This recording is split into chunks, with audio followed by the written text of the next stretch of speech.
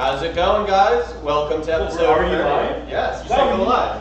And we found out James doesn't know what an AMA means. I know what it is. I thought you said A and A. I'm like, what? No, he just doesn't internet well enough. Like I said, welcome to episode 30. Sorry the lighting is a little bit bad today. We have construction going on today, so we can get things. Are getting ready for something important. Yeah, you might have heard of it. A little important. Our crazy event. Dan will be joining us as soon as he's done pissing. You might have to poop. This is true. Or did he say I think he said pee. Okay. Oh, yeah, Whoa! there it is. Did you go in the sink? What? I don't think he washed his hands. Yeah, I did. Yeah, doesn't wash his I was quick. hands. I didn't have to go that long, but I had to go back. You know what I mean? Fair. Alright, we got different colors this week. Usually, somehow, we magically grab the same color every single week. It's weird. So, like I said, welcome to episode 30. As per usual, Another one. This is another one of our 10 episodes, random episodes. Basically, we talk about whatever, try and somewhat keep it Airsoft related, not always. If you guys have any questions for us, we have James on chat, so honestly, ask us anything, whether it's what FPS is the field at, or, Don't ask us that. Or how fast, how many feet per second is your field? No, we'll basically answer anything. All of them feet per second. We'll basically answer anything that's obviously not, personal or too business related. Or dumb. I'll answer personal questions. I love telling people about my personal life. I watch this Extreme is live streaming. I think I got that message too. What's Extreme Airsoft? It's Airsoft. Alright. No, it's the most generic Airsoft company name in the world. Extreme Airsoft. Extreme Airsoft. Airsoft Extreme. Mistakes were made. My favorite, like I said, I know we've mentioned in the past stream, is this is Dan from Extreme Airsoft calling for Dan. Yeah, okay. I was like, whoa. Alright, so here's a good question. Just completely random. If you were to name your own airsoft field, what would it be named? Des Solutions Airsoft. Of course it would be. I can't log into Snapchat. I already have a company name, so. You might as well just extend it to everything that you do. I'd probably call it Chucky's Funhouse. Come on. Chucky's Funhouse? It sounds like someplace you go to get raped. I was going to say, I'm pretty sure the cops would be as customers. No, see, DS Airsoft. DS Airsoft that's a good rolls one. off the tongue. That's good. DSA is the acronym there. See? DSA. It's like TSA. Also ask us on Snapchat if you're on Snapchat. And for some reason not yeah, here. snap that shit. Oh, did you see the snap? Snap it. Do you see the Crackle. Oh wow, the chat is already going crazy. I just logged in. Where? To the Oh, YouTube yeah. See, chat. I told people you were in chat already. I know, but YouTube is impossible to find live videos. Yeah, It's yeah, like okay, beep boop, bop, boop, beep boop. Did Okay, you see Snap. my response to the extreme snap story the other day? Yes, I was like, okay. I don't even remember what it was, but I knew you would The laugh. purple Kickstarter is the It was- best one, Charles. You're Nah. so wrong. The red, the fruit punch. The red, yellow, orange. Red, yellow, it's just a warm Feels color. fine. Just best. What was my? The field should be I don't called remember what it Valhalla. was. Oh wait. So I had said like just freshly fixed, and you were like, which means it's freshly broken. And I That's was right. like, yikes. I was like, shh, just take the yike on that one. How much will the Polar Star MRS regulators cost? Is that Chris? I don't know. Just Actually, a fun map. I was gonna say you might actually have a map email for that from Polar Star. Oh, Presumably. map email? I think I broke You my might have an sunglasses. email that has the NSRPs for it. Oh yeah. Give me 3 seconds. Yeah, Let me give just us a type minute in for that. MRS into my email real quick. Oh god, this light behind my head is so bad. What? They've already plugged 8 here. Where this entire time we're gonna be plugging the 8. Well, I know, but I was asking if we. Yeah, let's start with the real announcements. Actually, to any of our viewers, did you make it to Adult Night this week? Yes. Because you got a fucking sneak preview of all the cool, well, Steven, not all, but most of the cool most of the shit stuff we're doing. that we'll be having at this event. So, James, do we want to talk about, like, vaguely the cool thing we added last week? The chink. Well, actually, I wanted to tell people about it, but I don't want to tell them where they can find it. Yes. I So want them to that's play what I hide and meant by seek. vaguely. Okay. So, one of the cool, we're not going to tell you where the switches are, but Where the activating devices Yes. are. But me and James were discussing that something other fields don't have that I think would be a lot of fun. I would love a field to have this, and I can't wait to play on this field with it. Is dynamic lighting. So, there are switches around the field where, and you'll have to find them, where you hit these switches and it turns on 3 or 4 flood and spotlights. Very, like, what, Extremely like bright. 500 lumens or something? Yeah, Like, they're stupid bright each. it's like 2 tactical lights together, or Yeah. a half feet. Per light. Or, yeah, I was going to say, half a Phoenix light. So, but it turns on 3 or 4 of these in each spot and totally changes the whole playability of that spot of the field that it illuminates. So as you run around the field, these switches will be in play all from this point forward, and you'll be able to activate them or deactivate them depending if you want the advantage or disadvantage from those lights. Yes. Right. So That's if a you're on the good far thing. side, there's a certain building you want to get to where you can control this lights where it'll give near side a disadvantage and the opportunity for your team to move up. Same thing with near side, there's an area in which you can flip a switch that'll give far side quite a hard time moving forward, allowing your team to move up. So if you're someone who likes to play the solo game, run up as fast as you can. If you're not gonna stick with your team, be useful and make that your objective to head there. At least that way your team can move up with you. So you can still be your lone So you're not wolf total guy. trash. Yeah, Yeah, you can be your lone wolf guy, but still helping out your team without having to wait for it. Yeah. And check out this Thursday's video, because I believe we're doing a really thorough run through of all the things we expect for Saturday, right? So this Thursday video, we'll have a video of, we'll have some shots of these lights coming on and off to show you the differences that they make. It's a lot of fun. It's literally, It is literally gonna be lit. I spent probably, what, 8 hours installing those? Oh yeah, Des, what time did we leave? What night was it? Thursday night? 3 in the morning. Yeah, I took a picture, it was like, I think it was 2:30. 2:30, I yeah. took a picture of my car clock, right, with the extreme sign in the background. We were here one night until 2:30. I started working on these lights at noon. Oh yeah, and Des had been there all day, and I had just finished work and popped out there to help Yeah, him. so we got these lights done, and we set up the field like it was regular gaming lighting, or the tactical gaming lighting that we've been talking about. And we switched on these lights, and we're just like, this is perfect. This is everything we could have ever wanted it to be. So, it's a lot of fun. It's amazing, yeah. It's I mean, cool. we both have this issue where we're perfectionists, and there's no putting it off till tomorrow. We're just gonna finish. There's also not enough time to put it up. Yeah, there's Also, also no yes. time, yeah. Also, time, no. So, do we want to talk about the whole sound, telling them what buildings have sound effects? Yes, Okay. that's good. So part of what we're doing for this event is we're adding sounds. So if you come into play Friday and Saturday, chances are as you start playing, we're going to have the music really low. And the reason for that is because this year we're really focusing in on the experience. If you've been playing, you've noticed that the lighting has changed quite drastically, actually, compared to like the last month or so. And what we're doing is we're trying to make it feel more like you're not just playing in A warehouse. a human version of COD. Right. You know, where the light is coming from one area and the sound is just right directly in front of your face. We're trying to actually make it more of an experience. I know it's basically impossible to get immersed. Right, but what in we really something want you in to a feel secret like is you're environment. walking through an active town Yes. with a battle going on throughout it. Some red Yes. dawn stuff. So like that's, Yes. we're trying to make it feel like, you know, like it's just a standard town and you're walking through it, engaging the enemy on the other side of it. And it's, so with that, each of the buildings, and I'll tell you which ones, have ambient sounds relating to that. One of my favorite ones has to be, I'm between the truck and the power plant as my favorites. Train station's pretty cool too. I would say the truck and the power plant are probably my two favorites. So you Yeah. know the truck on the field and how we put the headlights in it. Well now, excuse me, if you're walking by the truck and you listen up, you hear the engine idling, or you might hear the engine revving. Once in a while, you hear the horn going. It scared it's customers on the walk through. It the scared other one of day. the refs. The first day we had it, what was it, Steven? He like almost pooped his pants. Oh, I love it. He was like, I what believe the? So then the power station actually has like a whole storyline to it. So if you have a moment, if you're camping out in the power station for a game, just listen up here in the background. It's pretty entertaining. Like its alarm goes off, you hear the emergency shutdown engage, the whole plant shuts down. Stays quiet for a certain amount of time.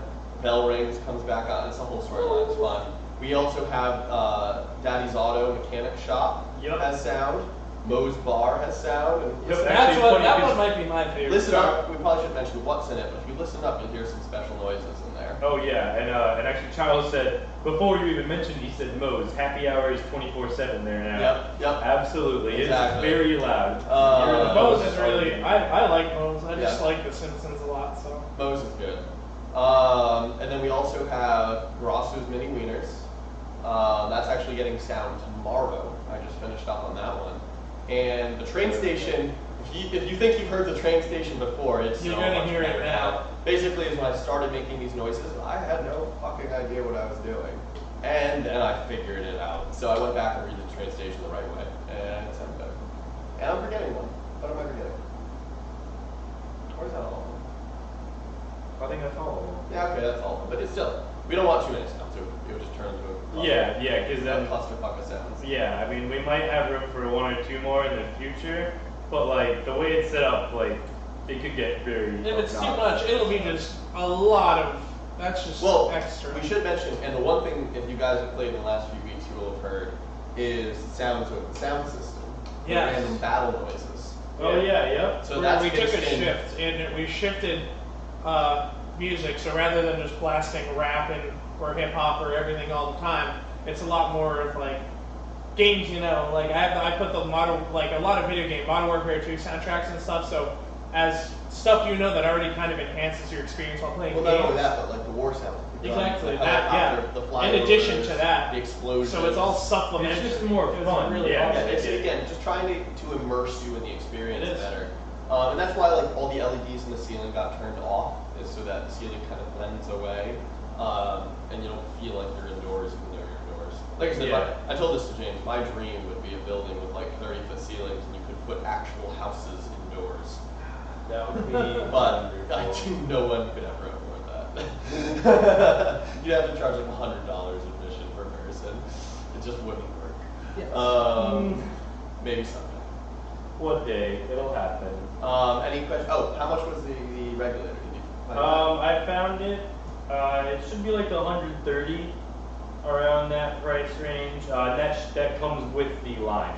Oh, nice. I think it's $100 or like $80 without the line, something like that. Yeah. Get it with the line. It's a braided line. I mean, unless the only other line that I could say would be better would be like the amped one, just because they have all the color options.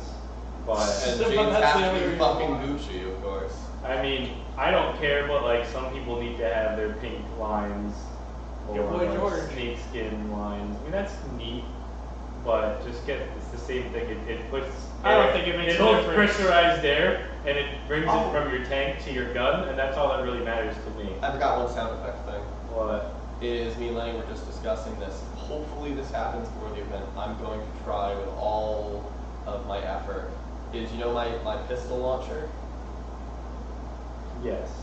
So we're going. You give it a weird name. I'm like, wait, what? Like It's a pistol launcher. Okay, come on, tell me that's not valid. Well, I thought you were launching pistols at first, which really confused me. And then I was like, launcher. Then I'm like, oh wait, well, what is the only launcher that does this I was bullying just about? saying, dude, I figured that out. Yes, I just launch pistols at people. Yeah. It's really expensive. Hey, guys! Mr. Moneybags over here. No, so we're gonna cameralyze that and maybe make the gun going on the truck go. Oh yeah, that would be awesome. Right. Yeah. No, we have a lot of cool props that we're putting on the field too. A lot of fun things. There's also a whole new structure on the field too. If you played this past weekend, you might know. For a minute, I'm like, what's he talking about? What did we do for the field? Jeez, pulled a James for a second. Oh, yikes. Speaking of which. What are you now? You just can't. There's. Let's see. Actually, well, your boy Joe Cicchetti. Is that Joe how you say it? Cicchetti! He said hi, Chuckles. Joe! Sorry, I have to refresh Facebook. Joe, first. you need to go to cruise soon. I have to refresh Facebook for it to give me comments, because Facebook is the best service ever in the entire planet. I miss Joe. Joe's my boy. Showing off the booty. Yeah. What? What? Good booty to show off. Alright. Let's see. What else are we? Let's look at some suggestions. Let's do that. Oh, look at Yeah, this. yeah, Let's All right. Actually, I just like totally like lost like where this was going. what the? Fucking TV sucks. Actually, before we do that though, let me just do one quick What thing. happens when you go to the randomness episode? We're just kind of winging it. I mean, we always wing it. but Is this one guys, don't forget to pre-reg. Oh, you can also pre-register for Friday now. You can do that now. Friday gaming has gotten a lot of interest. You get to play with your boy Jet the Desert Fox You're gonna have and his wonderful wife, Leah Unicorn, the Airsoft Unicorn. Is that what you call Yeah, it? the Unicorn. What's Yeah, the it's not Unicorn like Leah? I just say unicorn, And then Leah. P90 girl, Bobby Wolves from Vulcan. Greg. God, Jesus, oh my jeez. fucking A, dude. Puking it up What right about now. your boy Greg Wong? Greg Wong, yes. Your boy Oh, fuck. Spartan 117. That's cool. That's PTS. cool. Yep, he's showing up. Yeah, so you see how I did that right there? Yeah, no, that's good. That's clean. I like it. All right, you guys. Good job, so James. as you can see Yes, on I did screen, good. right here. He just, I you never know, remember the James, damn, but Yeah, that works. And you can select. You can either pre-register for just Friday, which I don't know why you're missing the big event on Saturday, but you can pre-register for Saturday. If you want to pre-register for Friday, you already pre-registered for Saturday. If you do both at the same time, there's no price only difference. $20. Well, it's 25, $10 more than the normal. And That's such a steal, dude. Yep. And it's You get an extra 20. hour of gaming Not with a even bunch of $20 if you celebs for pre-register. $20. I'm surprised they let you Pre-register. put it that low. Like, not even stream joking here. Like, I'm Yeah, actually dude. Well, in other genuinely years, we surprised. kept it at 15. Yeah. I thought it was always at least 25. Either way, fuck, that's awesome. Yeah, no, that's Yeah. So, It's free- the so thing free is, probably the register. best part about Friday night, not only that I'm going to get fired for how low I set that price, but also the fact that that's the night that, I mean, yes, like all the celebrities and stuff like that, they play on Saturday just a little bit, but Friday night is the night that they record to make their videos, because after this, they're all going to put up a video of their experience here. So if you actually want a chance, I know some people have their own motivations for being in their video, but you know, if you want to be in their video, you know, there's a chance that you might, you know, he might breach a room with you, or you might shoot him a bunch. He'll probably edit that out. Or show up in a wheelchair. If you overshoot him, he's probably just not going to put that in. I was in a video with So- you once for like 2 seconds that we were both in the pyro room. I was like, oh yeah, I said something, and that was it. We were Hey, on but a, you we were on a had corner 2 seconds of together. fame. There you Yeah, go. Highlighted thing, James. The highlighted thing? Oh, yes. Wait, really? We've Yes, reached- in previous years, it's reached about 15 grand. This year, I mean, I can't even add up all the totals, but just to give you guys an idea of what we're going to raffle off, I haven't even announced these really, so make sure you pay attention. So Polar Star, they're going to be bringing something. Last year, they raffled off a 416C with a fusion engine in it. I'm assuming it's going to be something of that caliber this year. They haven't even told me what they're bringing yet. Titman will be raffling off a whole CQB package with the regulator and tank. Nice. Elite Force will be raffling That's off a brand new Avalon. So Those are already 2 different $500 Yes. items. So we're easily over. We're easily at like $1,500, right? With those 3 guns. Right. Yep. So those are definitely the grand prizes. Let's see. I have a Classic Army Scar L in tan, as well as a really pretty, the new Taurus PT92 with the silver and the wood. Like it's a fully Wait, Classic chromed out Army? gun. I was gonna say, do we want to You talk about mean- our favorite new building? You mean- Actually, we can't talk about that because You mean something's changed. on it. Cybergun? Okay. So I have something to You tell mean you after. Cybergun Scar? Yes, yep, the Cybergun There Sparrow, you go. but to be fair, it is an OEM by Classic Army. Oh, it is? Yes. Oh, okay. And then a really pretty silver pistol, and let's see what else I've got. Vulcan, I have 3 battle machines from Vulcan and And a 1 V12. complete alloy V12 with the metal bottom. So Vulcan stepped up Oh, their that's game. actually kinda cool. You, Yeah. no tank or regular of that, but that's still like a $500 Right, gun so right like- there. Yeah, so now we're at what, like 3 grand. You don't need to go through every item. Yeah, no, Leave but something I'm just thinking, surprises and then there's There's a lot of few other shit. things. A lot of And then G&G Yeah, goods. you're getting 3 full combos from G&G. Nice. And then a couple others that I forget already, but it's going to be amazing. It's a big There is a lot of chances to win your favorite gun, or win a gun that might turn out to be your favorite because they're so high quality. My favorite is, remember there's one time Dowling won a PPQ. He's like, can I trade this in? I don't really like this pistol. And And like, I was like, dude, trust me, just play with it for a little bit. And he was like, all right. And he was like, no, this pistol's the fucking greatest thing. Yeah, he still uses that thing all He the still time. uses it. So, All the time. any before we move on to looking at the suggestion box hilarity, any good comments or questions? Let's see. So Chris said he thinks it's crazy that it's $40 for Saturday. I don't know if it's like where it's crazy how cheap that is or how expensive it is, but even still, without telling any numbers, it is extremely expensive for us to put on this event. So the price, of course, will go up. That's why you go to an American Millstone game. It's $200 for some tickets. It's like that for a reason. They're not robbing you blind. Most Airsoft event runners, they barely break even at those prices. And so you have to consider that even though they do need to feed their kids and everything, it is extremely expensive to put these on. So that's why you're going to see upped admission on this event and also other Operation Day event. Like That's why you should pre-register and save money. Yeah, and that's why we have the whole boy, $5 trying to help you out a bit. It's But my boy Chris. I already know he's a pre-registered. business thing. As you get older, you'll start to notice that everything fun is going to be a bit more. That's the American way. Yeah, that's true. I paid $165 to get a hole in my foot. I was literally, if you weren't, I thought you were going to say to go play it off, and I was going to say, no, to get a hole in your foot. To get But a- you didn't say that. And let's see. Also, Plastic Fader, he's going to show up. He My is boy a Tim. hop-up ambassador. He's a hop-up right? ambassador, yeah. Cool. He's like he does a whole CQB sniper kind of thing. C3 ambassadors are going to be there. APOC is going to show up from the Stag Ops command structure. He's on a Group Green 4 Team. CO. Yep, If Group you 4 go to- CO. If you go to On Justice. I think Gordon might be stopping by, but he's always a busy guy, so I hope he gets to come yeah, back. I hope so too. Come I through, think Brian could be baby! stopping by too, but there's a ton of, everyone in the Airsoft community comes down here, it's a party and a half. But also, Frank. real quick, you had asked me if there's any good questions or comments. Probably not. And Metroplex 50423 asked us, what are our favorite guns that are older? So older Airsoft guns that have a special place in your heart, maybe when you first started Always out. going to be the UTG L96.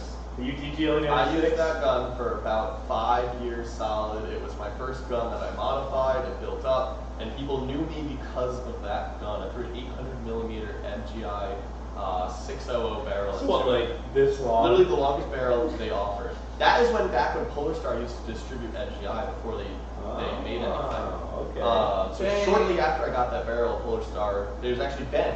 This is actually a funny story. So I had the number for the guy distributing MGI barrels. Yeah. And I had custom. Oh, this is a great story. Yeah, I had custom ordered a barrel, and it was taking a while, and I expected that, but it was like 6 months. And so I call the guy distributing for them for the U.S. MGI is down in like Brazil, I think. Something like Or that. Chile, South America. I couldn't tell you off the top of my head. And I'm talking to this guy, and eventually he's like, hey, it's just not working out. This barrel didn't come out right. He goes, I'm just going to send you our 780mm 601 barrel in place of the 800mm 600 that you ordered. And when your 800 600 comes in, we'll settle up then, and I'll send you that barrel, and you can just keep the 780. I was like, okay. Because I was like, wow, this is a guy who knows customer service. That's a really awesome solution. That's probably costing him money in the long run. No, yeah, he definitely made negative profit on it. Exactly. At that point, I had to pay the dime. Yeah. So, which is fantastic. which is, that was really awesome of him, and it was because, I had issues, and I needed that barrel to play a game, and he, respected that.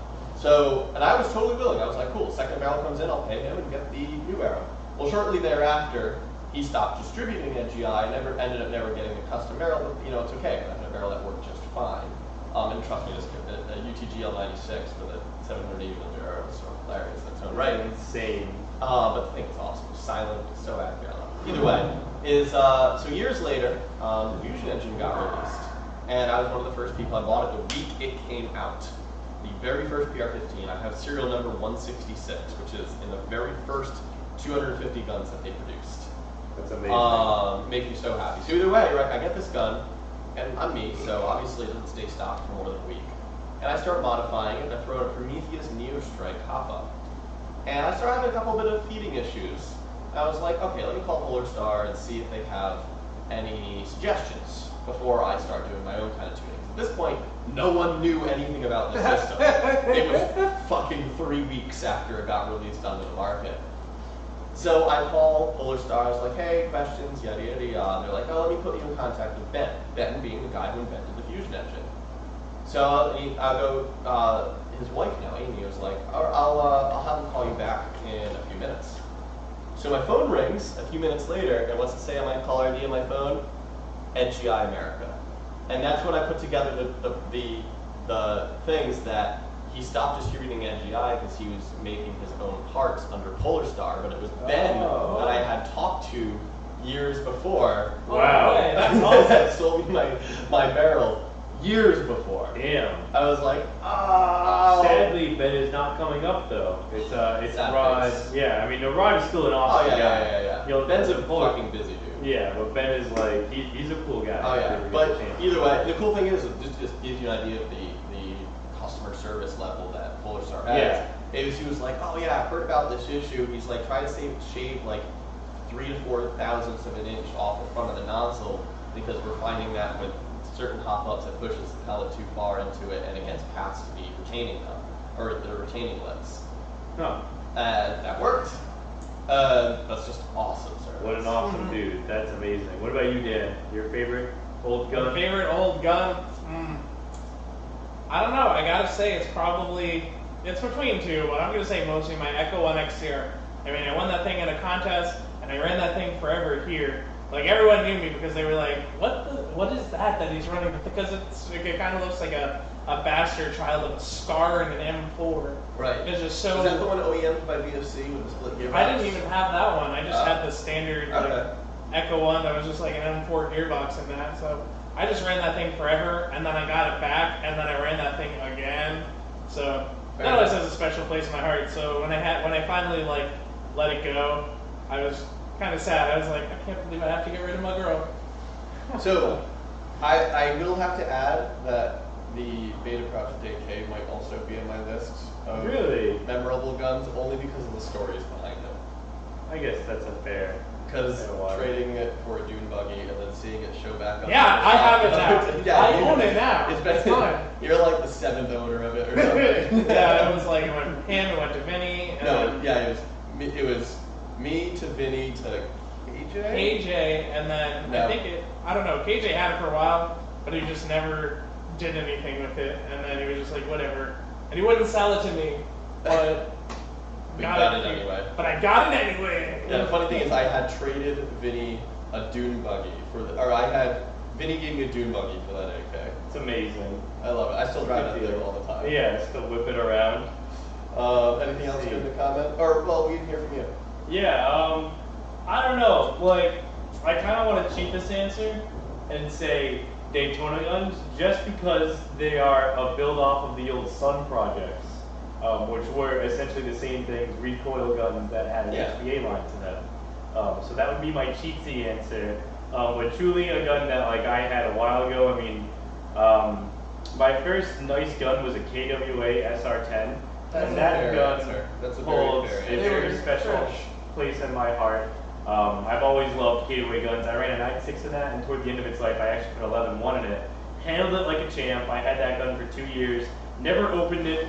Never broke. I could always rely on it. Everyone was like, "Oh, I had feeding issues. This, that." The gun was just my workhorse. Yeah. Oh yeah. And then after that, I got Polar Star. Right. My second gun was a Polar Star because I bring the mindset of I don't want to own a million, okay guns. I want to own a few really nice. You can only use one gun at a time. That's what I would say. Yeah, exactly. Like right now, I finally sold my sniper. Hooray! Woo! So I now truly have one gun, which is an issue because that one gun is a PTW, which means I don't have any backup guns. So would you say I have Which one means and when two it half rains, guns? you're screwed. Yeah, when it rains, I should just go home. James, would you say I have 1 and 2 half guns? Yes, absolutely. Des has, yes. 1 and 2 half guns. Yes. Yes. That would absolutely make Which sense. the funny thing is I'm actually going to use 2 uppers for this upcoming Autumn Justice game. Please tell me you're gonna have like one of your uppers in your backpack and just. No, I'm going to keep it as fun. I'm going to keep it as fun. I don't need to worry. I don't need to risk like 100 $100 barrels. Yeah, I know that for sure. But yeah, no, I'll be running. This is the cool thing you do with Polar Stars here. Is I'm going to be running my AK length upper receiver. That's a 433 millimeter inner barrel with a suppressor. I'll be running that as my DMR work, and it fires a .43 gram pellet at 390 FPS. which is 2.87 joules, which is below the 2.9 joules that is the maximum for DMR shooting with 100 foot engagement range, equivalent to 500 FPS with 0.25. Okay. Science talk, but whatever.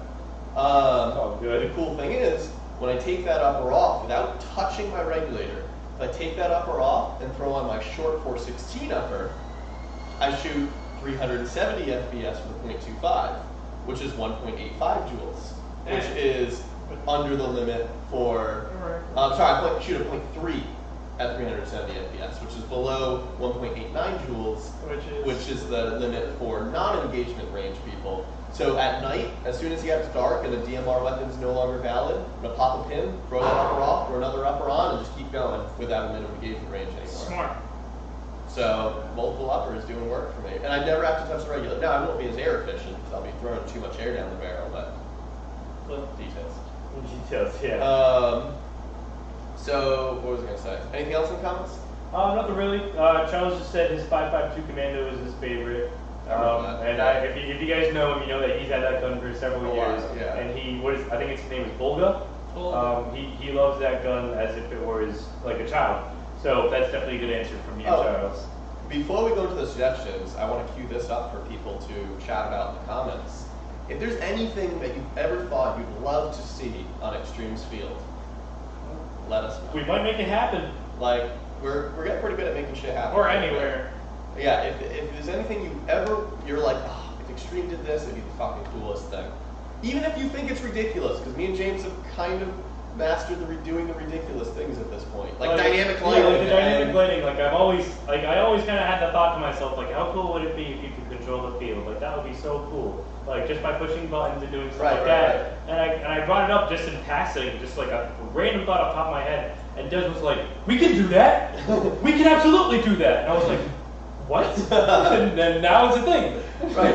Now it's a thing. Well, like we talked about maybe in the future having doors that you need, like doors that only open with a special, like quote unquote key, electronic key. Yeah. So for special game types, I'm not going to go too heavily into that because I want it to be a surprise when it happens. But that's probably a little bit down the ways, but nonetheless, it'll be cool. What's up, Fry? Like I said, what's up, Fry? So like I said, if you have anything you want to see thrown into the field, even if you think it's ridiculous, just throw it in there. Well, you'd be surprised. You'd be surprised. We read your suggestions. And you can't magically have 20-foot tall ceilings, like So you can use your smoke grenades. There is limits. I wish the smoke grenades did happen. I wish, but it just can't. So, I mean, the smoke grenades, is it really a ceiling height issue? Is that really no? It's ventilation. Ventilation. That's what I've always thought. Yeah. Just the way we that would you need said. to have like 100 million CFM fan in order to fucking clear the field. Yeah. Yeah, but then you throw it and then it would be pointless because it would go. Remember how long those smoke grenades we lit off at the last event stayed? Oh my, yeah, we put 2 EG-18 off, with the fan running. It was like 2 hours of smoke. That is true. That was ridiculous. Chris E asked if we can make a game mode like Red Rover. Don't really know how you do that with. Explain what you mean by that. Yeah, that's an idea. When you get shot, you switch to the other team's side until one team eliminates all the other teams. So we've actually thought of doing that in a zombie-style game mode, where if you shoot an enemy, he's automatically, and then it's a growing kind of. Our biggest problem was making you able to quickly determine who was on what team. Yeah, that's the problem, because you can't just be like rip off your tape and then suddenly have more tape. Right, we'd have to have the Velcro bands back, which unfortunately, and we used to be able to do this, but unfortunately the Velcro bands like to walk away. Yeah. I think we bought 300 one time, they lasted like 2 months. I mean, I'll be honest, at one point I found one in my gear and I'm like, oh, me too. Inevitably, what you do is you wrap it around something small so it's not in the way. And then you just walk out. Yeah, mine was on my play carrier. I was like, Killer Clown Juggernauts is that's hardcore. Is the movie Killer Clowns from Outer in the movie Killer Clowns from Outer Space. I have no clue what that is. I'm sorry. I'm completely lost. Completely lost with that one. Yeah. But like I said, we have this. We were thinking about doing that for this last event. Is that kind of zombie style? Yeah. Because just couldn't come up with a solution. Because I wanted to do like a Nazi. I know there's no zombies. Like a Nazi zombie game. Yeah, but I know what I meant to say is I know there's no Nazis in the Pacific Theater, but I still wanted to do a World War II zombies game. But did you ever hear Shino Numa? Bro, World at War. It happened there. Yeah. Real zombies. Okay. World at War. Right. But like I said, is maybe we can come up with a solution someday. If you have a solution, suggest it. But Yeah. it would really, I think we need those Velcro bands back to be able to do it. Absolutely. Speaking but of maybe suggestions, someday. do you want to break into the suggestion Sure. box? Throw me the box so it's in the middle. By the way, we haven't screened any of these. We may not read some if they're obnoxious, but we don't know what's in the box. I mean, I've read a few of them. so we put a lot of these back in I the know. box from last time. Some of them were, the ones that are like stapled or like similar. But there's a lot of new ones. Those are stable. All right. Oh, my screen just went black. Oh. All right. Longer reload times. No. And no, that they come to our adult nights. Yeah. If you're over you have 18, come to time. our adult nights. I Or usually will run 1 minute to 1 minute 30 to 2 minute long respawn games. Yeah. I like to do that. and Wait, we- longer respawn? Like- Oh, respawn time. Because Does it say reload or respawn? oh, longer reload. You know what? My mistake. I read Really? wrong. You guys, that's an issue that we've been running into with some of our gaming, is that sometimes people just straight up don't line up. So we have to reset the timer. So then they're there for like a total of 14 minutes between games. Yeah. So honestly, there should be more than enough time for you to reload between Yeah. games. You come here to get the most. Basically, we're trying to give you the best bang for your buck. Yeah. We're trying to get you out there to there's- play as many games there's- as possible. No shame in saying, all right, I need a game to cool off. Yeah. Like, And I do that all the time when I come here and play. if you're playing on any, like a Saturday, dude, you're there from 11 a.m. to 9 p.m. Like, Right, just take a game off. yeah. The refs balance every game, so it's not a big deal. And then, well, I think also what Dana's getting at is that so no one lines up to the point where you can't run a game. Yeah. And what I do whenever I run gaming is, you know what? You know how we say you can't join the game after the briefing has happened. Yeah. I will brief 0 people. I will start a game for 15 minutes. That's And then what now our you guys want an officers extra do. 5 minutes? Well, sucks. Now you got to sit out and wait 15 minutes for the game that no one is playing to finish. Well, that's what the refs. That's what the refs Yeah, have trained to do, yeah, run yeah. it.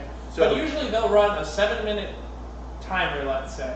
But then even after that, you still get 1 or 2 minutes of yeah. people that are just you keep telling them to. But So we'll move on. Yeah, So more open space in the field. I don't really well, you know, we have our alleys. We have our roads, and actually, me and James are going to spend some time redoing the field layout tonight on his laptop with SolidWorks. But like I said, we have our alleyways to promote open space. Yeah, Most players actually generally want things a little more closed, so we're going to have to go with the popular opinion here of less open space. Plain I mean, simple. we're also an indoor field. I mean, we only have so much space. And it's always an argument between, oh, is this too open or is this too compact? It's a lot harder than you think. Yeah. yeah. So this one I always find interesting is the zombie mode. And while that's great for events, I do have to be honest here, is we find that most people, they say they want to play zombie mode, and we're like, okay, well then you have to be the zombie that just stands there and gets shot. And they're like, no, I want to Nobody be the wants person to be with a gun. zombies. Yeah. No one wants to be the zombies. No one wants They're just Now, like, I "I just would wanna be shoot against, during Halloween, we generally do have a zombie night. Yeah. Or you know, something like that. During close to Halloween in October, we do have zombie style gaming. So if you're looking forward to that, definitely come in October when we do that. We always make sure to at least have 1 or 2 nights where it's like really zombie based like that. But like I said, generally during a regular day of play, no one wants to be the person that just gets shot. Hey, well, some people sign up for Juggernaut games. No, this is true. Some people do that. I mean, but usually people they do that to show up with a full Juggernaut kit. Extreme Airsoft bumper stickers. Thanks, Charles. I can almost guarantee that was them. Bumper stickers. Yeah, we're still working on those. No Attack and Defend. That's one of my favorite games. A lot of that's Really? Someone said no attack and defend? That's one of my favorite games. Yeah. It's all people about are just aggression. lame. Nobody wants to defend. People just don't want to defend. Defending is the best part. You get to blast people with You more get to armor. literally hide anywhere, Pink and they clothes- can't get you. Pink clothes for girls. It's a pink girls. We actually do We a have few pink girl shirts. Yeah. Yeah. We'll actually be restocking shirts as well. Season pass. Working on that. Yep. That one. I really wanted to have that introduced to the event, but it's just not ready yet. Yeah. Milsim event with specific camo and specific guns. We did That's that. hard to do. That Well- was Op War Games, where it wasn't even required. It was like suggested. Like, Right, so I think everybody- they're asking for required. required. But that's- The unfortunate reality is you have a game with like 20 people. Yeah.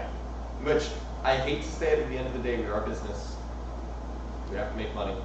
And for us to spend it Not ends up all being the a couple customers $1,000s on an event and only have 20 people show up is a negative day for us. Yeah. And I hate to say it, for indoor play, there's just not. Unless we can get a facility, marketplace. the only time you're going to see us do any kind of requirements is if we run it outside of Airsoft, outside of our field, which is always something we toy around with. We're always kind of look at it a couple places. We love to talk about things, so don't think that it will be impossible to see an outdoor game run by us. So Yeah, keep exactly. that on your radar within the next year or two. Another popular one, Milsim Night. That's literally adult night. Yep. Yeah, I was gonna say, I don't know how you want to run Milsim Night. Do what? Do we require camos for everybody? Again, no. Oh, maybe. No. To really, Pausing. Is that the one that? to really something the virtues of. Oh, that was a suggestion that Ryan wrote. Oh. So this one wasn't fun. To really extol the virtues of the company.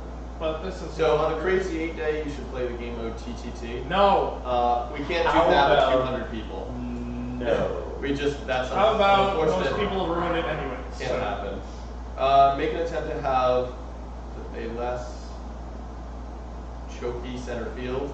Unfortunately, the building will fall down. Yes. Not The even building. If you notice that when you go through the center field where the tower is, that is actually now going to be a car wash. Yes. Fun little fact right there. That wall that you're walking under or through is actually a load-bearing wall. So basically, the building used to end at that wall. Yes. About 30, 40 years ago, it got extended to where our original field is now. Yes, where our pro shop is, or our store, all that stuff. Right, so that wall holds up the entire ceiling. If we cut any more holes in that wall, The building will we would have collapse. no field. Yeah, so. It would be not choky at all. No one would be able to. Yeah, I mean, that, and Yeah, trust me guys, like that is truly, Tom. that is truly my biggest gripe about this field, as a player, and also as someone who works on the field design too, is it really is like, and then when you get truly even games, it's really hard for them to push out of that area, because when you have enough skilled players in each team, you get that bottleneck. That is just a part of the field. We do our best to work around it. I think we do a very good job, but it is one of those things that, you know, we are one of the biggest around, but that is just a thing you gotta deal with. But it's all good. Yeah. Yeah. But I mean, the nice thing about having the U, though, is that even though it is a linear, a little bit like of a linear field, it's kind of nice that it feels like you're fighting for more ground. So you're Yes. going up, over, and down, as opposed to just cutting across from the field. And So I want to it's be kind of honest, like that. is you're not always going to have an option to flank in the real world. Whoever wrote this one, I agree with you. Even though you guys don't know what that says. What I was going to say is, like I said, in all honesty, the real world doesn't always have an option to flank. Sometimes you have to push through a small opening. Yep. So, If anything, our field design, even though it is harder, it makes you a better warrior, because truly, there's no way to go through that field without really getting a good flank unless there's not a lot of people going. So you build skills that when you go to a Milsim game and you're in a tight spot and you're like, it just instantly kicks in. You're just like, I know how to push these guys. Because normally, you know, you might be able to move around them, but I have found that that actually helps pretty well. this is a good one. Add to the rules video about grenade kills. You were just working on that. We're working on a new rules video. Probably gonna have it on Saturday. Heads up. There Coming you at go. you. There you go. Get iced teas back. Yes. I'm always down for iced tea. Actually, you know what I want back? Those Starbucks coffees. What? Were you here for those? No, I don't think so. I don't They remember were that. iced coffees in the vending machines. I think it was from Coke, and they were so good. They were like $3 or $4, but they were so. Oh, I don't remember. I know what those are. Getting I glass mean, bottles, I'm about to order Coke for the event. Yeah, you should get the. Well, the issue is they have a pretty short expiration date. So you have to be careful not to order too many. I'll order like 10 for the start. But they were so good. Like, I ate them. Those were like they replaced Kickstarters while we had them because they were that good. Really? Yeah, and they have caffeine. They're coffees. Yeah. What is that like a make me the Make you make me the chocolate juggernaut? juggernaut? I don't know if that's like a you want to shoot at me, or you know I'm gonna wreck some little kids kind of thing? That's it. Oh, okay. I guess I could just wreck little kids all day if that's what you're asking for. And this isn't like we're gonna shit on all your suggestions. We just wanted to take a minute to explain why. Just most of them are wrong. Unfortunately, some of them, As much as we want them, sometimes they just. It's just it's usually it's a feasibility thing. It's, can we do it? What are the chances? We want to make sure you guys understand we're not just ignoring them. Yeah, we don't hate you. We're trying our best, but as for not, I want to return back to the choke at the center field. I want to turn back to choking. Hopefully at some point in the far future, maybe someday the bathrooms can go away. Because you have to remember, the hallway has to be there, otherwise you guys would have nowhere to go to the bathroom. Without going through an airsoft field, that would be tactical going to the bathroom. That would be hilarious. Taking the tactical shit. But sitting there on the toilet, caught up. Or just those rooms with an elevator. So don't even give people ideas. Walkway, elevator down. I wish if we had 4 foot taller ceilings, we could do that. But I know. So if we were to do that, I mean, I've always toyed with this idea. So we can never truly knock down that wall. So what would happen is the room that lots we're of in. openings. Yes. So the room that we're in, as well as the bathrooms, would be gouged up, and then we'd put like probably like 8 foot openings in between each. Here's the thing. Now that we have this room here. Now we have this room here, we'd probably just add the bathroom as another set of opening. It would still be a U, it would just be a thicker U. Oh, okay. Because we wouldn't destroy this building. Thick. This room, the room we're sitting in right now. Well, I always figured you would to truly make it a square field. Right, but so there's 2 issues with the square field. We specifically have it set up so no one has to walk through the field to get back to staging for safety reasons. With a square field, you have to go at the corners, and we can't do that anymore. One. We could. And I truly believe a square field, you end up with a huge amount of space never used in the opposing corners of the spawns. Now you would have a U where you have the bathroom as a walk center, like around like Rosso's area and around like Bates. What if you started around? Yeah, but then you have these sides of the field never used, like the back where the train station. Yeah, would you ever go to the train station? Be completely honest. That was being pushed. I never It would be a rare occasion. Right, sure, exactly. Right now everyone uses it. So what we would probably do is we probably have people go through bathroom and through our supply closet here. Cool. So it would give you 6 openings through that middle section? That's more than most of the field. Lit. Okay, I can see that working. But that's not going to happen anytime soon. No, don't get your hopes up, guys. You guys suck, and we're not doing that. We would have to build new bathrooms somewhere. That's the hard part. Yeah. Also, punching holes in these walls would not be easy. Well, no, there's already holes. Well, I mean, physically punching. Oh yeah, you can see it right there. Yeah. That was actually a big one. It looks like it went all the way over there. No.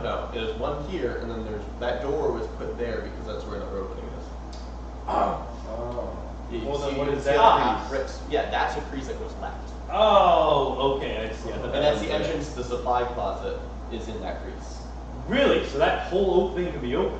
Yeah. Oh, that's a lot bigger than They're 8 feet by 8 feet at each opening. Oh, okay, that's neat. Yeah. All right, so that would work. I thought they would be like. Oh no, they're not doors. They're 8 feet by 8 foot openings. None of you guys care about that. I'm sorry. Let's see. There's just cool. Do you guys sell unlock rails? Yes, we do. PTS is showing up on Wednesday, so if you need to get any actual, Evan, you said you're looking to get a saber on the August event, so we will have every attachment and accessory you could ever want. Let's see. So this is Chris E. Do we want to talk about anything else? Because it looks like this is going to kind of shift the conversation. So Chris E. says, thoughts on the HPA ban across the country. I know that some have banned HPA in general, even tapped GBBR and tapped pistols. I know HSP segregated HPA. What solutions do you think should be in place to solve the issues? So let me start. Hollywood Sports Park ban? HPA taps GBDRs, which is even the stupidest thing ever. That's ridiculous because that doesn't even do anything. But I want to start off with ban the player, not the system. Yeah. Yes. It's always the player. Just because you have someone crash a Ferrari, you wouldn't ban the sale of Ferraris because a guy's going 200 miles an hour. Yeah. Right. You'd arrest the dude going 200 miles an hour. AKA guns. Looking at you, Democratic politicians. No, but if someone who's going to be, the fact of the matter is the systems exist to fairly easily nowadays, especially skilled tech shops like our own, to turn an AEG. We're skilled. You're right, I'm not here anymore. Oh. No, but I could build an AEG that performs on the same level of an HPA system in an hour. Oh yeah, easy for money. much less than the cost of an HPA system at that. And also, DSGs were brought up too. DSGs are gonna get banned soon. I imagine those will get banned.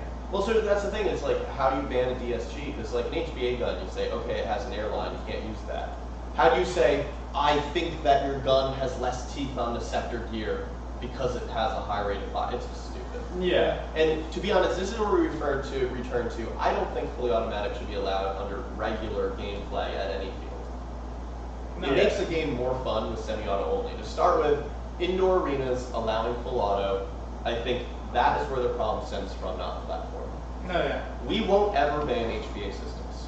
Nope. Full stop. We'll ban the player. We'll ban the player, and we have. But we will never ban HPA systems here. You have my word. Because, A, we all have them. We all play respectfully with them. Like what? We're gonna sell our guns? Yeah, we've all no, but we know countless people with HPA systems. You go to a big Milsim event like Autumn Justice, and more than a third of the players there have HPA systems. Oh yeah. So a lot of these bans that you see coming for HPA systems are at fields that are A, newer, or B, so small that they're just scared about scaring away a small customer base. You go to big Milsim games, and everyone has HPA systems or Sistemas, which Sistemas used to be, there used to be the worry about banning Sistemas because of the quick change cylinder. Yep. Basically, if you're going to be a dick, there's 1,000 ways There's to gonna do be it. a way. Exactly. You're gonna find Like a with way. Tippmans, you just need to crack the receiver. With an Allen key, change the FPS. You With can- Polar Star, you can lock the regulator, but you can remove the upper and change out your nozzle.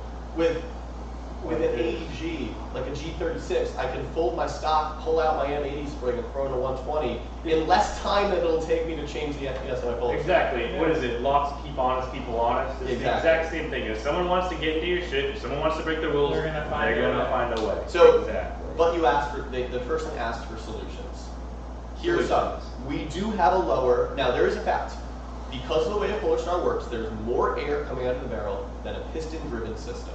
As such, the pellet maintains velocity longer and it actually continues to accelerate for a couple feet outside of the barrel. Not quite the acceleration curve that's in the barrel, but that's science stuff you guys don't care about. Point being is I care about it. well, the acceleration curve looks like this, and then it tapers off outside of the barrel. It tends to go up. A regular aging barrel tends to drop faster. You know. Oh yeah, I figured that's how the I figured that's how the graph would look like. But, we should scientifically, you know. But I love to do it on like a high-speed camera and actually that'd be fun. That would be cool. Like use a clear barrel. And Look at us, we're actually- getting like all excited about like measuring the velocity. Well, then of you could TVs. actually see like an AEG. At what point do you actually have like does the length of a barrel actually begin? Yeah, to drop off. Because Yeah. I thought it was just I'm trying to do that. I thought it was just a simple volume equation, But then it you have turns the out there's pressure. yeah, and pressures, and stuff like that. friction. Yeah. Either way, returning to what I was saying. Solutions here. Wow, that was fun. I mean, I went on an adventure for a second in my head. I was just like, what? Hashtag is going nerds. on? So, as I was saying, solutions here. We do have a lower FPS limit for HPA systems during non-adult nights. So, what is it? 320? 320 with a 0.25. Now, at the end of the day, that's about the same energy. It'll hold about the same energy when it hits a target more than 20 feet out as an AEG shooting 350. Yep. And a 320 FPS should never be an issue because these HPA systems can be easily adjusted. Yeah. We don't have the same for gas blowback guns that aren't even HPA cap because they have a 30 round limit. Yeah, and even with HPA tap, the system still works exactly. I mean, you can up the pressure, but at that point you. Well, the volume of air is still an existing problem with gas blowback systems. Even with an HPA tap, I know? Because I thought the volume of air release with each trigger pull would be the same with free gas, more air. Right, and it's still significantly more than a gas. Oh, blowback okay, I cylinder. see, I see. Okay. But you're still limited to 30 rounds. Now, Daytona guns, I think we can both agree, would still be limited to 320, same with Tippets. Yeah, that's So, very fair. again, if you have 30 rounds in your magazine, without sending, like, the simple way to put it is only so much damage you can do at a time. Yeah. So, I'm okay with 350. That's like a risk or, worth saying and doing. You know? Yeah. You can't dump 150 rounds at someone in a second. Yeah. But I will say, I think the solution is a slightly lower FPS limit for HPA systems. At big milsim events, they'll have HPA systems chrono for the weight pellet they're going to use to make sure they stay below that 1.89 joule energy limit. Now, for those who don't know, energy is calculated as E equals mv squared. N is mass, V is velocity squared. So obviously, when you get where an AEG, for example, an AEG, you'd shoot a 0.2 at 390 FPS. You'll almost always shoot a 0.25 at 350 FPS. Right. It's almost, it's pretty consistent. That's because all AEGs have very, very similar cylinder sizes. So there's a set volume of air going down the barrel at a set pressure. Right. So they can accelerate a certain mass at a certain rate using force equals mass times acceleration. The force is equal. Right. The force is always equal. The fam equals 0. All right. Then the force is sorry. always equal because you have the same volume of air at the same pressure.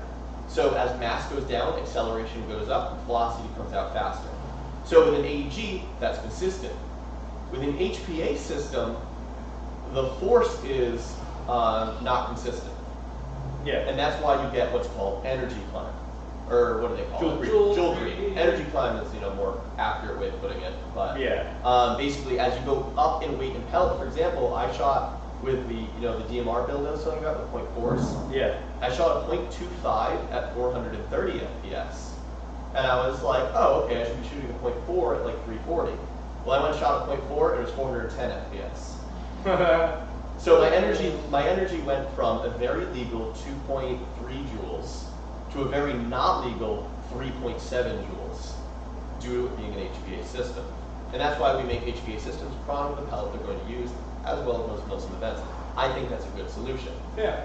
Now, we did institute a rule here that I think most fields should adopt, and I'm not saying that we're the best, just saying it works pretty well, is the requirement for normal trigger guards. Yes, yep, no double trigger. That way you can't paintball trigger.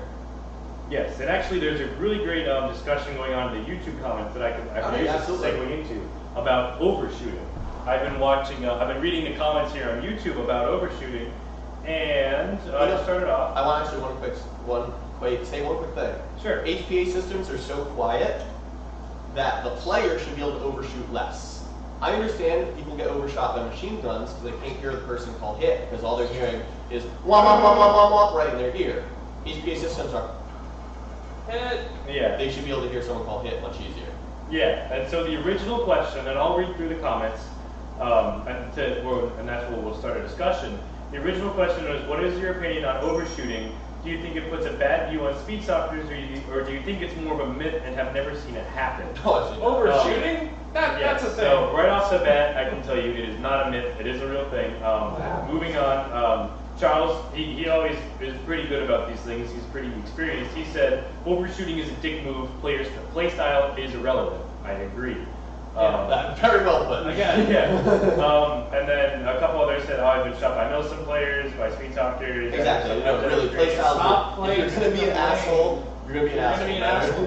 That's the one thing that irritates me is people are just like, oh, it was just this one kid. It must be that entire group. It's like, no. When you just put the blame on a group, it just.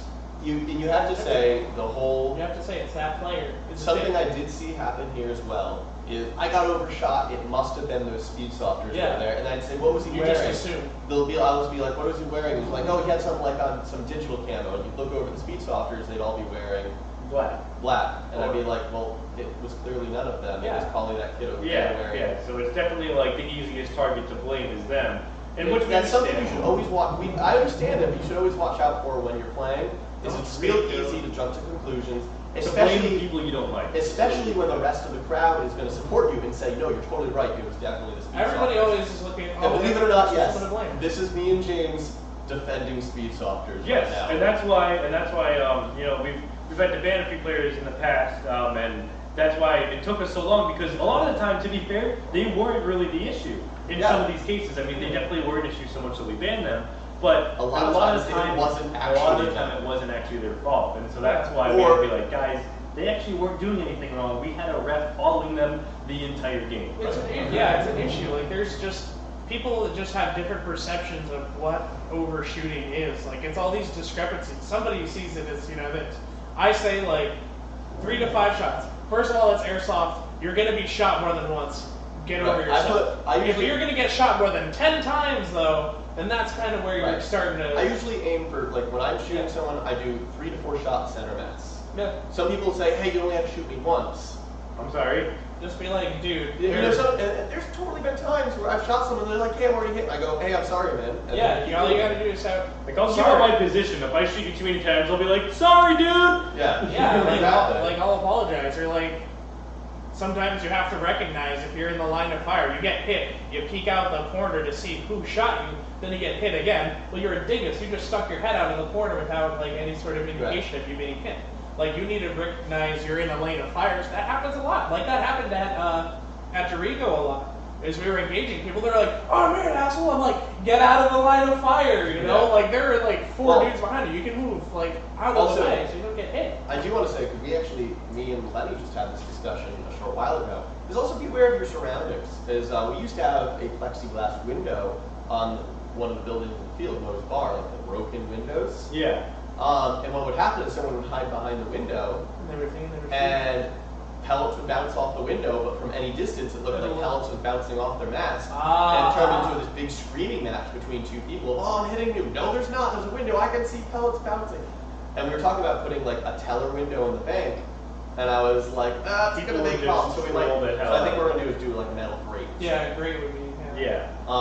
That would make sense. But we'll make it more food, you know what I'm saying? But be aware of your surroundings, because especially when you play these big Milsim events, you don't know where. Sometimes there's windows that you don't even know are there. There's staircases, there's doorways, you literally have no clue. Before you call out someone's hit. Yeah. Yeah, and that's one thing that I always hated about Milsim games, is like you see someone like walking like in like a window, or like, and I've never done it before. Like, yeah, and you look at them and you're like, like rubbing your nipples, like, yeah, you can't shoot me, but with a real gun I'd already be dead, kind of thing. Like, there's always and that. you get mad at people for gaming the game. Yeah, well, no, I mean, like, that's not realistic, James. No, because then we're realizing when I make it, be shot. It's always one of your right favorite things. And this is where it's truly a game where you're fighting against dudes who all just want to do the same thing. But it was actually the fixed version. But if I shot you, you'd be dead in real life, so I'm okay with everything. Yeah, well, that's how I look at it. But like, but I'm just gonna say. All right, well, so there's this one door, like the doors with like windows on or whatever, but they're just a small like square one. And so it got at one point we were so close to the enemy team that green was on one side and tan was on the other side. We both had our faces up on the window, like this small piece of glass, like 3 millimeters thick or whatever, was separating us. And I'm just like, I'm gonna get in there and shoot your ass real bad. And he's like, oh yeah? I would like you to do that. Come in here, baby. And it's just like, this is so stupid. This would never happen, but that's what I love. That happened to us at Pittsburgh so one time at Task Force Neptune.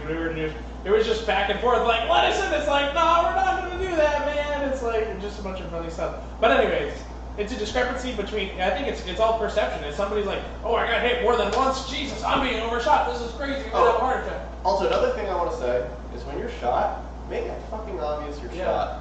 Don't not say if you walk back with your gun like that. There's so many people, this is what they do. This is how they act when they got shot. I'm going to make sure I'm afraid. They'll get shot and just go, hit, and just turn around and be like, hey, stop shooting me. No, just go, hit. Wave your arm. If you're on the corner, wave your arm around the corner. Make it obvious. You'll hear me every time I walk in the field. I'll go, dead man walking, before I come around the corner.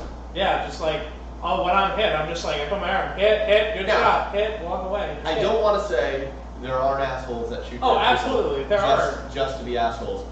Those are the people that get banned, though. Yeah, those are the people that. If that's happening, say, hey, don't scream, because then we can't differentiate who the troublemaker was. Yes. If that happens, find a ref and be like, hey, that guy over there, describe him, was don't be like that guy on that corner. intentionally shooting me as I walk past. Because it might be a different guy at that point. Wait, so then we never went to the comments section that good talks they were having. So that's what we're bringing up. And they're still talking about the whole overshooting thing. Let's see. 3 to 5 shots. So one person that said, his name is Welcome to Compton, he said, there are no Milson players who watch who wear I cheat and want to get banned from the field. That's just not a thing. And now people get mad. People are dicks. Some speed stalkers legit want to get banned. And he also said, which is very fair. It goes without saying that 2% of speed stalkers actually behave like that, and that is very true. Only a very small group of guys that really. I mean, you also, you shouldn't be supporting I cheat because that's just ridiculous. So exactly, that's ridiculous in its own right. And I will say, yes, the people wearing those kind of stuff are speed stalkers. That's because speed stalkers like to be more flashy. On the same token, and we're not going to mention names here. No, I usually don't.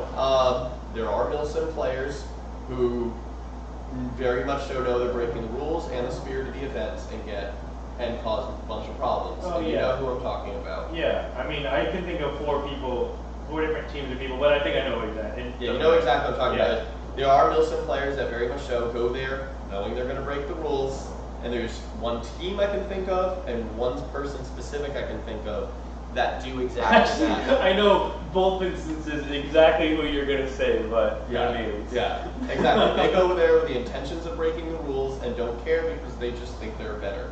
But you know, that's unfortunately the sport, and you're going to see that. You can be playing soccer and you're going to run into those same people. You can be playing basketball, whatever. You're going to have those. You'll go to work and you'll have those people. I saw. But on the same token, fucking enjoy the hobbies. Don't let those 2% of people really. If you let them ruin your time, then they win and you're losing. Like don't let them ruin it, because then they can't have a good time. If they're like, well, when me and James were at Patriot and we got grenaded by our own team, we were salty for what, like half an hour. Yeah, we took like a 30-minute breather. After that. That's exactly it. We didn't go throughout the rest of the day pissed off because we didn't let ourselves cool down and then ruin our entire day and possibly other people's experience. Instead, we were pissed off. We were salty. We knew it. Durka in entirety. Took a 30-minute breather to cool off, and we had a fucking amazing time the rest of the day. The rest of the day was so good. What you gotta do, so bro. if you feel yourself getting heated, take a break. Take a break. And come back at it. And if the person's still being for your sake and for everyone's sake. There's a ref at every Airsoft game. If the person's still being an asshole, that is just not a ref. No, let them do their job. We always have multiple. The thing is, like here, we have multiple refs on the field. Odds are, if you tell them something, they'll get on the radio and be like, "Hey, such and such on the other." Anywhere. They'll be like, "Okay, go to such and such a place, and we'll go and watch it." Yeah. And then the ref will just be standing there and watch, and they're like, "Yeah, there's nothing happening." Like that happens all the time here. It's like, they're just hitting the corner of the building. They're not shooting anybody. Well, perfect example. You and your glorified muskets. I remember one time someone was like, "Oh, that person's blind firing there." Oh, they kept yelling, that someone's blind firing. And while it's not necessarily in the spirit of the game, they were looking through one window and shooting through another. Yep. They weren't blind firing. They knew exactly where their pellets were going, and they were being completely safe about it. Yeah. And you might say, okay, it's not exactly in the spirit, but they're not breaking any rules. Yeah. Yeah. Like I've done that. There's been crack in like the boards, and I'm just kind of like. Yeah. We've all done that. Yeah. I mean, it's whatever. I don't say it's a you good idea. No, you're gonna take advantage of what you can. If you're the only time I'll do that is like when I'm truly like pushed into a corner. Right. Yeah. I'm a strong believer of eyes behind gun. Yeah, absolutely. That's I don't like wasting pellets. Yeah. Not because I'm cheap. It's just I think it's unprofessional. Pointless. Yeah. It's really unprofessional. I do actually want to return to the whole banning HPA systems in general at fields. So I want to say any fields doing that are pushing out, in my opinion, that's a big clientele. That's a lot of isolation. But also, it's not fixing the problem. Because you ban a system, that person's just going to come back with a different system that also breaks. It's kind of like banning speed stop. Right. It's like, what? Banning, right. How do you ban a style of play? You tell people have to stay behind cover for a certain amount of time. Yeah, right? Like, it's just, you can't. Let people enjoy their way of playing. Yeah. As long as it's not ruining someone else's time. Yep. Yeah. Let people enjoy the way they want to play. Now, like I said, we've always said during our highly mission-oriented ops or games, objective-based games, that's what I'm saying. We'll see the speed softers, they might get plenty of kills, but rarely do they accomplish the objective. Yeah. And they have a good time. And people going after the objectives have a good time. Yeah, actually it was funny, on the first adult night when I was playing, a speed softer actually showed up. And he'd still do his thing, And after the game, I asked him, just kind of facetiously, just kind of like with a shitty grin. I'm just like, so, how's the Speedsoft style working for you? Huh? And he's like, it's actually pretty hard since most of these adults have good shots. I really have to think about like the paths that I'm gonna run. I can't just run and spray anymore. I kind of have to plan it out a bit. I'm like, wow, good response actually. Yeah. Cool, man. So what? Keep it up. He has the sloth on his back. Oh yeah. Oh, I forget. Cody. Cody, yeah. Cody. Yeah. Well, that's why speed softening works, is because with most players you can just throw pellets their way and they duck. Yeah. With experienced players, they stop ducking. Yeah. The first 2 times I tried to run out, I just got immediately shot. Those are the best. The best games are when your enemies have the capability to like think and to actually be able to like kind of outplay you. I honestly can't wait till the play next month so I can finally go. Speaking of which, I'm gonna be doing. You're coming autocrossing with me next month, right? I hope so. I'm gonna have a full helmet since I'm taking my motorcycle class. There you go. You better be coming. I'd like to play one of these my co-pilot, but I can't wait. I've only got to go once this year. I'm excited to try it. You're gonna do a Tough Mudder with me next year too. I definitely want to do that. I only have one arm. I only have one headband from 2015. I know, it's weak. I have my pink headband now. Yeah, I saw that. 7+. Yeah, I run 7 Tough Mudders. Since I did that this last weekend, did any of you guys watching go to the Tough Mudder in New Hampshire last weekend? Like everyone I know about it. Yeah, I know. So many people start going to it now. It's awesome. Are they getting crowded? You know, actually, this event was not way less crowded than usual. Really? Usually, I have long waits at the obstacles, like 20, 30 minutes. Every obstacle was like run up and do it. Were you one of the first to do it? Like no, first to go? we left at 10. Our start time was at 10. It wasn't bad at all. Funny story about that start time thing. I'll tell you about after. When you tell me about the classic family thing. So what was I saying though? Is our team ran it so like when you ran it with me last year, we usually run like 5.5 to 6 hours because we have like usually a group of like 30 or so people. Everyone has different paces, and we want to do the obstacles together. So obviously things get slowed down. This year there's only 5 of us, and it's the 5 more fit of us, which is funny because I never work out, if I'm going to be honest. And same. If you couldn't know. And we ran the entire 10.5 mile course in 3.5 hours. We all did all the obstacles. I got Funky Monkey this time, which I actually didn't get for Mount Snow, so that made me happy. Yeah. Oh, Mount Snow. I remember when I did Funky Monkey on my first try. It's different now. Oh, it's different. So now you go up this ladder, right? And you grab a metal wheel, and it's balanced so that you spin around 180 degrees, so that your back is to where you want to go. Then you grab another wheel that's mounted horizontally and you spin. Then you grab another wheel that's mounted horizontally and you spin. And then you grab a horizontal bar hanging down via chains and go down that and get to the bottom. And during the Mount Snow, I got to the second bar and I grabbed the bar with chains. And as I went to go transition, this hand slipped. So I was hanging onto the spinning wheel with like 3 fingers, like for a good like 20 seconds, like trying to get back up, and I fell. But this year, I went right to the end. Nice. It's fluid. Actually, you know, this is random stream, so whatever. I'm gonna pull up a picture of the new Funky Monkey. Okay. Let's see. While you're doing that, a question that was brought up was, how did you first get into Airsoft? I'll let you start that. Okay. So how I first started off Airsoft is my cousin. Truly my cousin, when I was in like 6th grade, he was like, oh man, I gotta get you into Airsoft. And like he was gonna go to the military, and so he had that mindset. I come from a very military-oriented family on my mom's side, so that wasn't out of the norm. And he actually gave me my first Airsoft gun, which I actually got that right taken away from me when I shot my brothers in my own house. Completely understandable. So that was that for sure was the reason why I got rid of it, or why it was no longer. Real quick though, so yeah, you go up.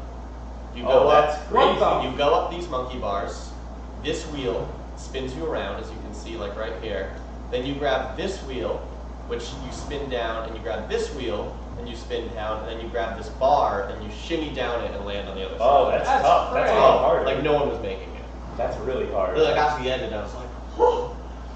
Like, it fucking kills you.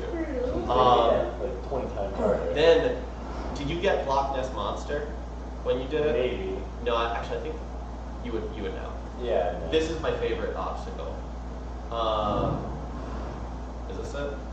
Loch Ness Monster. Yeah. Okay, stupid intro, stupid intro, stupid intro, stupid. Okay, fuck this. Going back. Go back. All right, so this one is really fun. It's this giant wheel, and you have to rotate people. And they grab on. I didn't get that. No, No, that's over, cool. And it's like a few stages of it. That's awesome. Oh, it was so much fun. It's my favorite obstacle of the Munder. Camberway. Our style stuff. That's usually about how it looks, chaotic wise. Such a good I need to obstacle. go to another one. You do. But back to how we got to Airsoft. So yeah, and let's see. So I shot out my blind. I shot my brothers. I put holes in my wall. So my parents took it away. They gave it back. I respect that. I deserve that. I would do the same to my own kid. And then, so like I still thought it was like really cool, and I would just watch videos. And actually, you ever heard of Concept, the French Airsoft player? No. So I would actually watch his videos, and for some reason Europeans get to play at the dopest sites. Like, Me too. Like, Well, You guys because- have cool shit. Well, Europeans get because to they really have, good stuff. they have, They I have hate to say it, centuries. no, they have thousands of years of war-torn countryside. That. Well, like, have you ever Fact. seen what the D-Day beach looks like nowadays? No. Oh, keep talking, I'll show you. Anyways, yeah, so this guy, he was wicked cool, like cool as shit. Like, you know, and he'd be like talking like in French, you know. I just watched him and just like in how he thought, and he was very methodic, and he would always get the drop on these guys and smoke like 10 guys at once, and I'm like, dude, this is really cool. And so I'd watch his videos. I never really watched Jet the Desert Fox. I think that was slightly before my time. 1 second, let me pull it up to the chat. and That's send it pretty to you. It's beautiful in its own way, kind of. But all the craters that the bombers dropped are like still there. Point two. These are all craters from the bombing they did prior to the Allies landing on the beach. Wow, those some big creators. Because what they did is, the funny thing is, the Germans were stationed way up here, and the Germans were like, oh look, they missed. They dropped all these bombs and they missed us. Well, actually, the Allies used that as cover. Exactly. Yeah. They dropped the bombs, not going for the bunkers that the Germans were in, because they knew they couldn't do any damage to them. They dropped the bombs so the Allies would have holes to jump That they into could leap for from. cover That's to cool. get up the beach. That's brilliant. The D-Day, if you actually go look at like all the planning behind D-Day, it was It was genius. depth. It Like they was prepared a whole mind- invasion, Oh, a fake yeah, it's invasion smart. force. They built an entire dock under battle.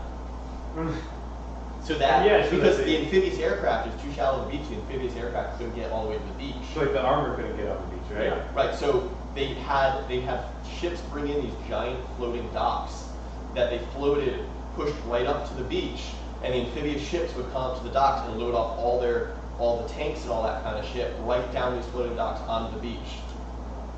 Like Pretty in awesome. the middle of that.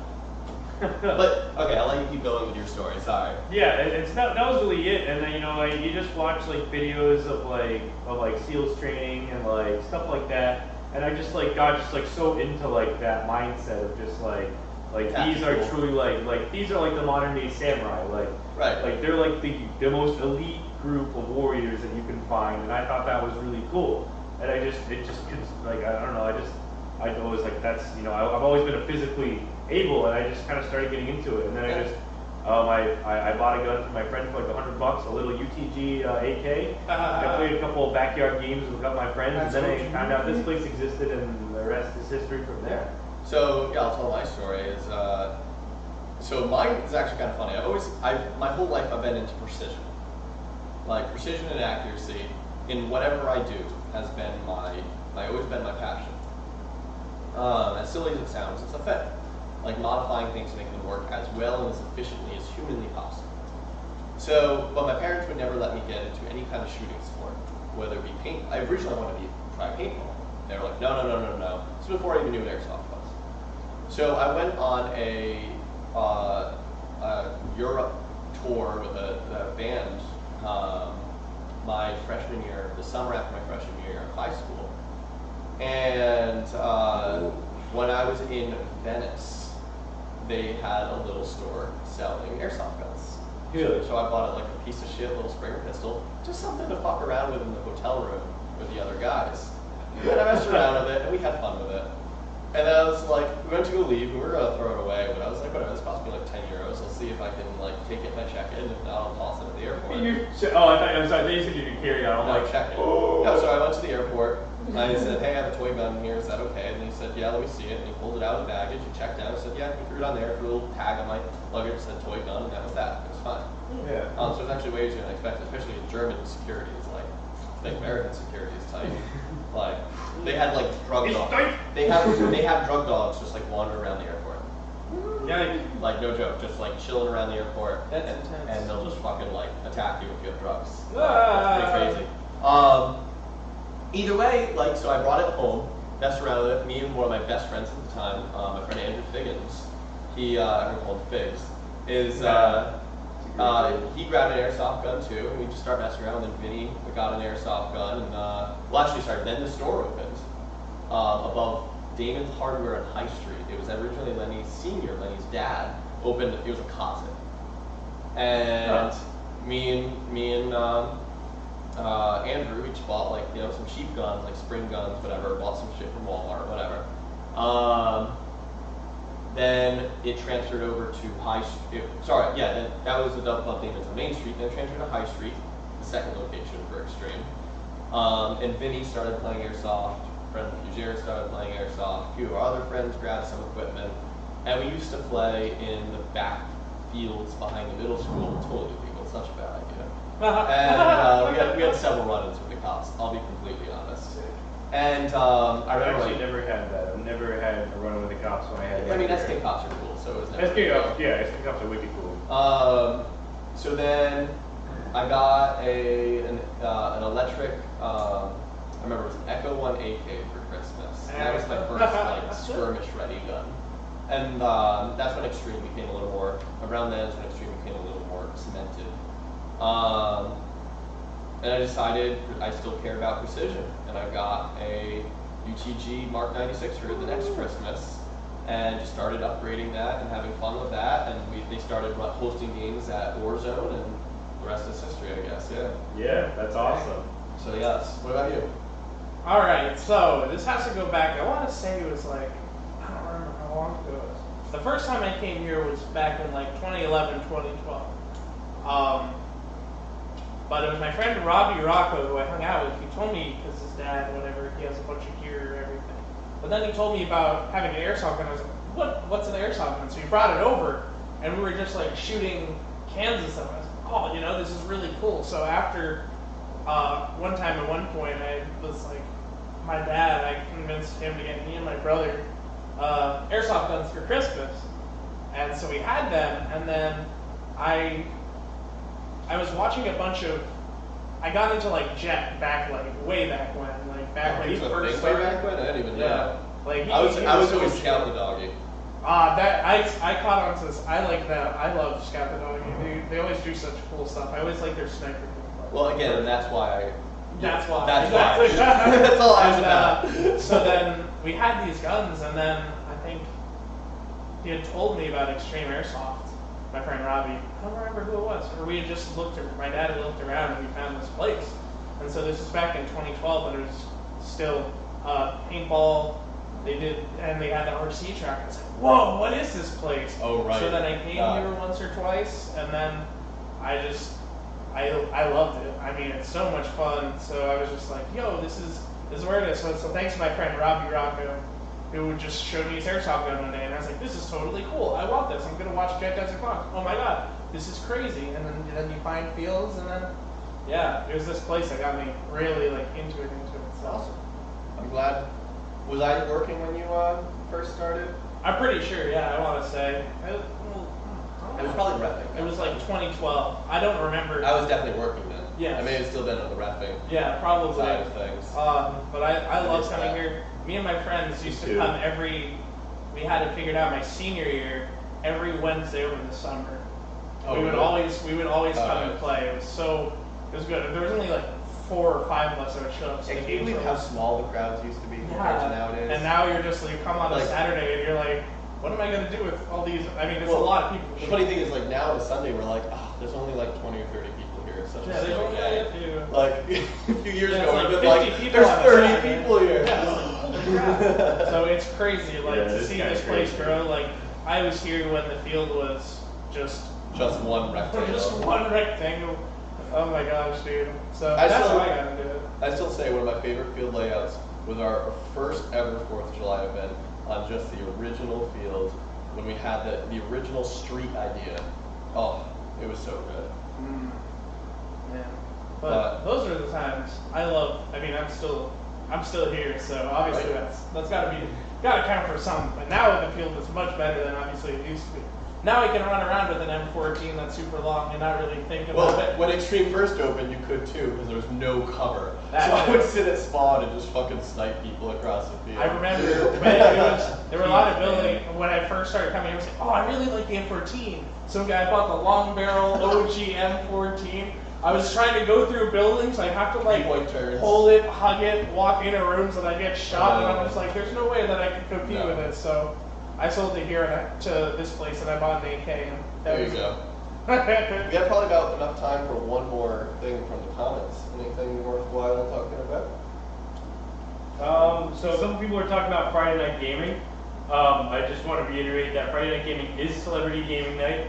So that's the day that you actually get to play with. I will say, all that will be here on Saturday as well. Yeah, they'll They be just here won't be playing. gaming, they'll be hanging out with the crowds. Yeah. So and also, I mean, they do play a little bit on Saturday, but it's more for on hanging Friday out. night, that's the night that they record all their videos. So if you want a chance to maybe be in their video, that would be really cool. But yeah, that's the night that all those guys and girls will be playing. It should be quite a good night. Yeah, gaming's from 4 to 9. If you pre-register, it's $20. So it's $5 more. You get an extra hour, and you get to play with a bunch of celebrities. Yeah, it sucks, man. Des doesn't even get to be here. I'm so mad. Nerd. Oh, you beat me too. Who's a big nerd? Actually, Nicholas McCarthy said hello to you, Chuckles. Nick McCarthy. Hi, Nick. But It anything else? sounds familiar, but I can't put my finger on it. Nick, remind him how you know him. Bro, Chuckles meets okay. a lot of faces. Dude, okay, that was the worst People thing. too. That was the worst thing. God.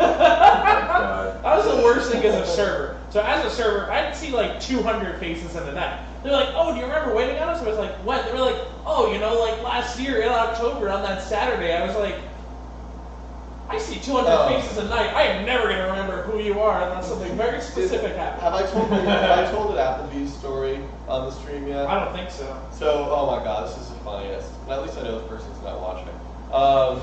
Yeah. So, when we used, years ago, we used to have a team called 401 Mercs.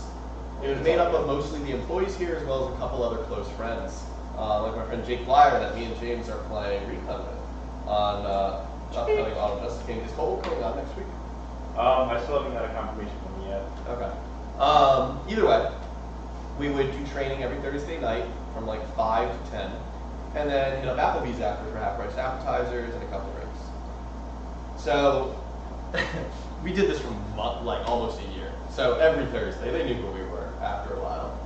And there's one night, it was apparently this girl's first night, and there was 8 or 9 of us, and we're sitting in a big corner booth, and we all order waters, and she comes over with the tray, and it's her first night.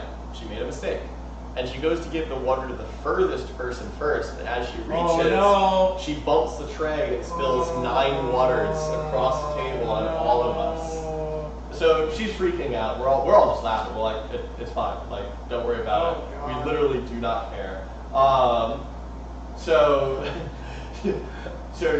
she's all like devastated, but she gets over it. Yada yada. We go the next week.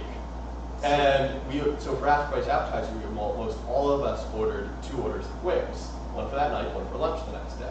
That's a good one. And she was carrying out like 5 baskets of wings. Oh, No. She stumbled and spilled all the wings onto the floor. And we all saw it. She looks up, she goes, I only spill your guys' food. Oh my I did that. So the best thing is though, and once again, we didn't care. Like we weren't mad if it was gonna take a little bit longer. But the best part is like from that point on, after her shifts. He wasn't there. No. After her shifts on Thursdays, she would just like come sit at the booth with us and chat with us. Like, it was the best.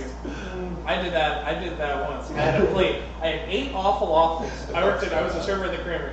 8 awful waffles and about 8 waters. Just on one tray. And it's Awful Awful Monday, so the restaurant's full and I'm panicking. So I get over there. My friend is food behind me. He's in front of me. So I walk over to the table, and then he backs up. I wasn't ready for him to back up. So I went, oh! All over the floor, on the table, 8 awful waffles and 6 waters on this poor girl's lap, just covered. I was like, oh my god, I had to go in the back. I was literally like borderline about to like break down. I was like, oh my god, this is the worst thing ever. So stuff like that's crazy. I bet you weren't typical that night. That party. No, they were. I knew most of them. It was just one girl I didn't know. So of course, that's the one. It was the one, yeah. So they were like, I was like, oh my god, I'm so sorry. Oh my god. Oh, that's terrible. But I think on that, we should wrap up. Once again, pre-register for the Crazy 8 event. Please, save yourself money, Friday save yourself Saturday. time. Yep. Skip the line. And there's going to be a line on Friday too, trust me. That too, pre-register. So save yourself so much time, Please. and us time, and save yourself money. There's literally no reason you shouldn't pre-register. But yeah, right.